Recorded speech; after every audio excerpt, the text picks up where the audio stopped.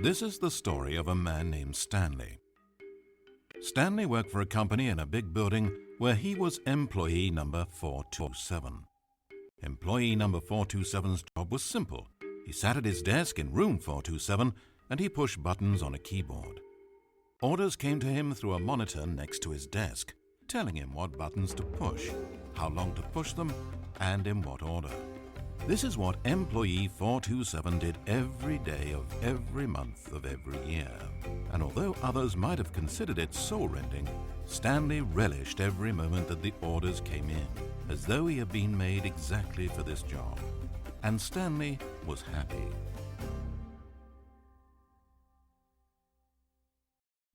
And then one day something very peculiar happened. Something that would forever change Stanley. Something he would never quite forget. He had been at his desk for nearly an hour when he realized that not one single order had arrived on a monitor for him to follow. No one had showed up to give him instructions, call a meeting, or even say hi. Never in all his years at the company had this happened, this complete isolation. Something was very clearly wrong. Shocked, frozen solid, Stanley found himself unable to move for the longest time. But as he came to his wits and regained his senses, he got up from his desk and walked out into the hallway.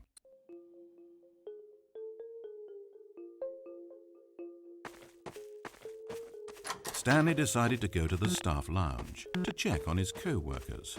He never functioned well by himself and constantly needed support and guidance from others, so the thought of total solitude was terrifying to him.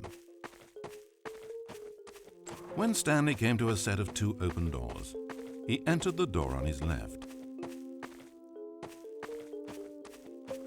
This was not the correct way to the employee lounge, and Stanley knew it perfectly well.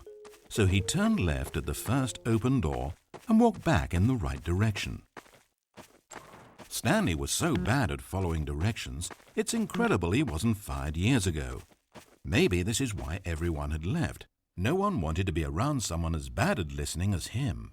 And since he was walking into the middle of nowhere and thus ruining the entire story, Stanley decided that he would punish himself. So when he came to the elevator and the doors opened, he stepped inside and pushed the button to go up.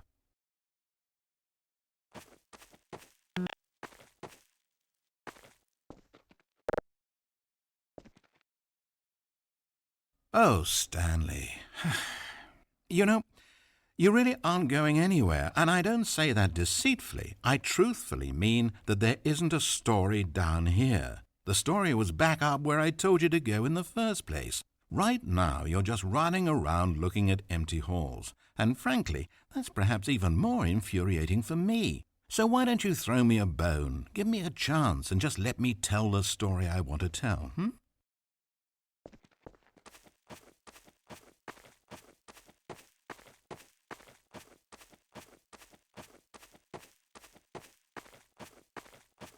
Now listen carefully. This is important. Stanley walked through the red door. Perhaps you misunderstood. Stanley walked through the red door. I still don't think we're communicating properly. Stanley walked through the red door. Good. Now, if you don't mind, there's something I'd like to show you. But to do that, I think it would be best for us to start from the beginning. This is a very sad story about the death of a man named Stanley. Stanley worked for a company in a big building where he was employee number 427.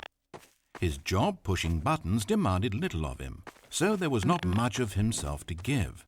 And in this way, Stanley's job felt less and less like his every day. But if buttons need pushing one day, it means they'll need pushing the next and then the next. So, without question or judgment, Stanley continued to do what the screen told him. One keystroke flowed into another keystroke, flowed into his ride home, flowed into dinner, flowed into waking up, flowed into going to work, and here he was again. Stanley was typing out a complete sentence that said absolutely nothing at all. If in reality no one ever actually disappeared from the office, and Stanley never got the opportunity to make a decision, to choose which path he wanted to take, would his life still have any meaning?